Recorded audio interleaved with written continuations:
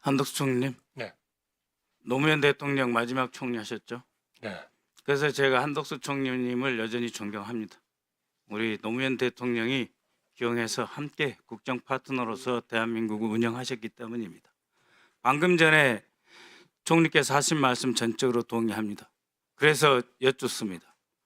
총리께서 22대 국회에 오셔서 야당 의원들의 질의에 대해서 과연 얼마나 우리 대한민국의 윤석열 정부를 대표하고 지도자로서 과연 협치를 위해서 답변하신 적이 있습니까? 저는 감히 여쭐 수밖에 없습니다. 여야 책임 이전에 방금 정부의 책임 말씀하셨지 않습니까? 총리 계시는 동안 과연 야당 찾아다니셨습니까? 찾아다녔고요. 네. 또 여기서 말씀드리기는 어렵지만 여당 의원님들도 최대한 많이 만났습니다. 네, 알겠습니다, 총리님. 그것이 저는 노무현 정신이라고 생각합니다. 그러니까 앞으로도 우리 사회의 지도자로서 어른으로서 정말 정치가 똑바로 가고 국가가 제대로 운영되게 하기 위해서 좀 더 높은 도덕과 방향성 제시를 해 주셔야지 윤석열을 대변하는 그런 총리는 아니셔야 되지 않습니까? 그러시죠? 국가와 우리 국민들의 발전을 위해서 저는 40년 넘게 네, 근무해 알겠습니다. 왔다 이렇게 그래서 믿습니다. 물론 부족한 부분이 많을 겁니다. 그래서 개헌 반대하신 거죠? 네, 그렇습니다. 그런 맥락이시지 않습니까? 네, 그렇습니다. 최상목 대행님, 그래서 개헌 반대하신 거죠? 네, 그렇습니다. 이창용 하는 총재께서 여기 오셔가지고 최상목 경제부총리 당시에 께서 사표 내겠다라고 하는 결연한 의지 밝혔다라는 진술을 하셨습니다. 그때 결연한 의지가 여전하신 거죠, 지금도? 네, 직에 연연하지 않습니다. 그렇죠? 그러면 잠시 멈춰주고 PPT 화면 한번 봐주십시오. 이번 개헌은 잘못됐다고 보시는 거 아닙니까? 자, 헌법재판소 제111조 여기에 어떻게 나머지 3명에 대한 임명 권한은 없습니다. 이 절차를 처리해야 될 의무가 있는 것입니다. 그렇지 않습니까? 재판관 중 3인은 국회에서 선출을 한 자를 임명한다라고 되어 있습니다. 다음, 코넬대 박사 학위 하셨죠? 저도 같은 파리학번으로 영국에서 유학을 했습니다. 보십시오. 영문은 저거는 법제처에서 해석을 한 것입니다. 더 나은 대한민국 헌법을 이해하기 위해서 이렇게 번역해서 제공한다라고 되어 있습니다. 거기 보시면 한번 보십시오. 저기 사항 보이시죠? 111조 사항. 대통령은 President of the 사망을 보시면 shall be appointed from persons selected by the National Assembly. 스톱. 다른 조건이 없습니다. Based upon the agreements between the party 이런 말 없지 않습니까? 그래서 총리 권한 대행께서는 지금 헌법을 위반하고 계시는 겁니다. 여기 단 한 자의 군더더기가 없지 않습니까? 111조.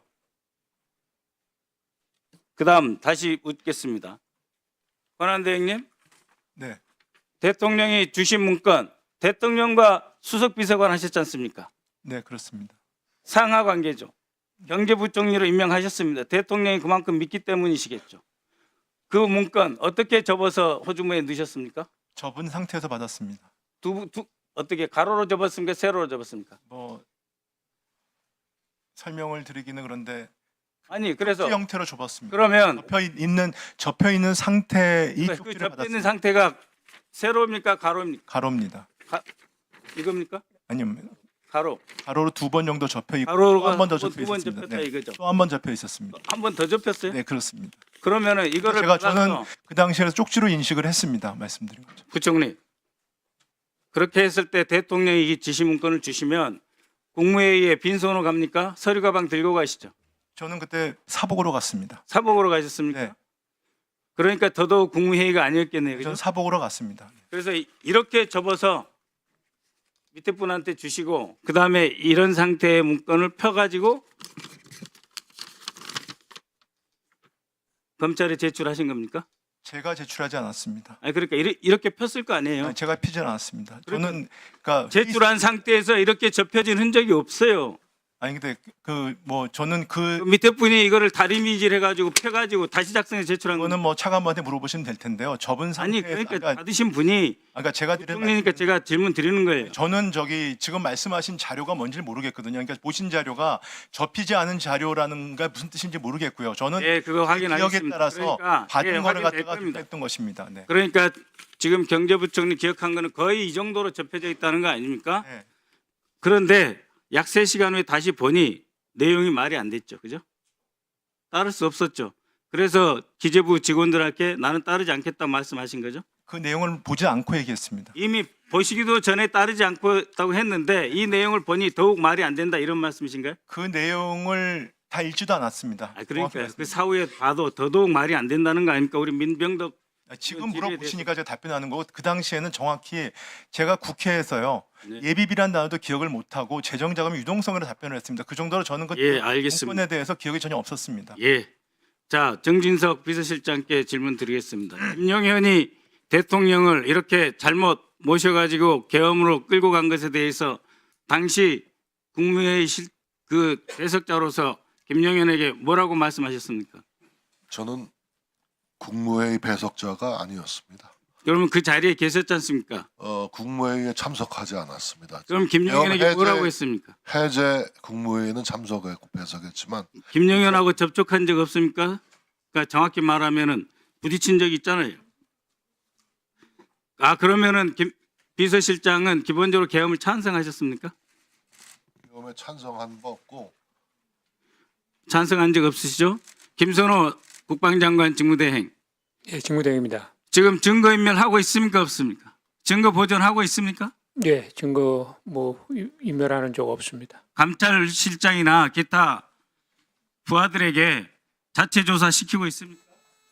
어떤 조사를 말씀하시는 겁니까? 이 전체 계엄에서 왜 군이 동원됐는지 과정을 직무대행으로서 당연히 감사하셔야 되는 거 아닙니까? 그건 지금 수사가 되기 때문에 제가 별도로 뭐 조사나 감사를 하는 것은 맞지 않습니다. 특검이 국가 안보에 위해가 되는 그런 압수수색을 무작위적으로 할 것이라고 상상을 하십니까? 예, 뭐 가능한 해석이라고 봅니다. 네, 수고하셨습니다. 자, 그러면 지금부터 잠시만 주목해 주시기 바랍니다. 제가 구독자분들을 위해서 선물 하나를 준비했는데요. 제가 항상 여러분들께 드리는 말씀이 있습니다. 뉴스만 평소에 잘 챙겨보셔도 돈이 되고 돈을 벌 수 있다라고 말씀을 드렸는데요. 여러분들은 여기 보시는 삼성전자 뉴스를 보고 어떤 생각이 드세요? 아니면 정치인들의 뉴스, 날씨 뉴스를 보고는 어떤 생각이 드시나요? 그냥 뉴스만 보고 끝내는지 아니면 이 뉴스를 어떻게 이용할 수 있는지 이 부분을 고민하고 계시는지를 되물어보고 싶습니다.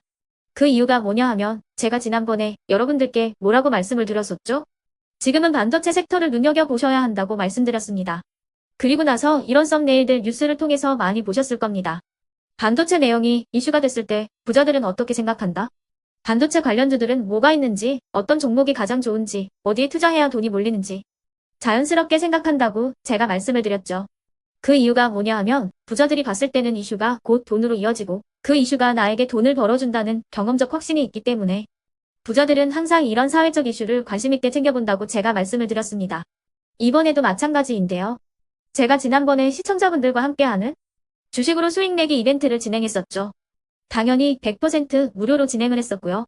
여기 보시면 아시겠지만 제가 지난번에도 구독이라고 보내주신 모든 시청자분들께 반도체 관련주 중에 가장 크게 급등할 딱 한 종목, 많은 종목도 아니라 한미반도체 한 종목을 여러분들께 추천드렸어요. 그러면서 여기 나와 있는 대로 정확히 얼마에 매수해야 하는지, 그리고 수익률이 어느 정도 나왔을 때 팔아야 하는지를 이런 부분들까지 여러분들에게 정확히 알려드렸었는데 지금 실제로 어떻게 되었다? 오른쪽을 보시면 아시겠지만 제가 지난번 문자 발송으로 이 한미반도체를 소개해드리고 나서 실제로 이렇게 5배 이상 어마무시한 상승이 나왔습니다. 100만 원만 투자를 했어도 무려 500만 원이 넘는 수익금이 생긴 거죠. 그래서 당시에도 굉장히 많은 분들이 제가 드린 이 한미반도체로 수익을 내실 수가 있으셨을 텐데요. 다시 한번 축하드린다고 말씀을 드리겠고 이번에도 마찬가지입니다. 앞으로도 2024년, 2025년 계속해서 기대해볼 섹터는 AI입니다. 그 중에서도 AI 반도체는 그 누구도 부정할 수 없는 미래 성장 산업입니다. 그러면 우리가 어떻게 생각해 볼 수 있을까요? AI 반도체 종목 중에 앞으로 크게 대장 역할을 하면서 10배 이상 급등할 수 있는 텐베고 종목을 지금부터 열심히 추적해야 한다는 겁니다. 큰 돈을 투자하지 않더라도 월급의 일부분 아주 소액이라도 이 종목을 모아가야 수백 %의 수익률을 손에 쥘 수 있는 것이죠. 지금 여러분이 보고 계시는 이 유튜브 또한 AI 반도체와 아주 밀접한 연관이 있고 반도체야말로 대한민국의 핵심 산업으로 앞으로 더더욱 시장은 성장할 수밖에 없습니다. 그렇기 때문에 제가 이번에도 뭘 보내드리고 있냐면 지난번과 똑같이 구독이라는 문자를 보내주시면 제가 AI 반도체 관련주 중에 앞으로 대장주 역할을 하면서 주가가 가장 크게 급등할 한 종목을 여러분들께 문자 발송으로 종목명과 사고 파는 시점을 모두 알려드릴 건데요. 그 문자를 받고 여러분들이 주식으로 돈 버는 연습을 한번 해보셨으면 좋겠고요. 혹시라도 나는 주식을 하지 않는다 하시는 분들은 주변에 주식하시는 지인분들에게 말씀을 해주셔도 되고요. 아니면 연세가 있으셔서 투자가 어렵다 하시는 분들은 이 종목을 자녀분들에게 한번 사봐라. 이걸로 한번 수익을 내봐라. 이렇게 조언을 해주실 수도 있는 거겠죠.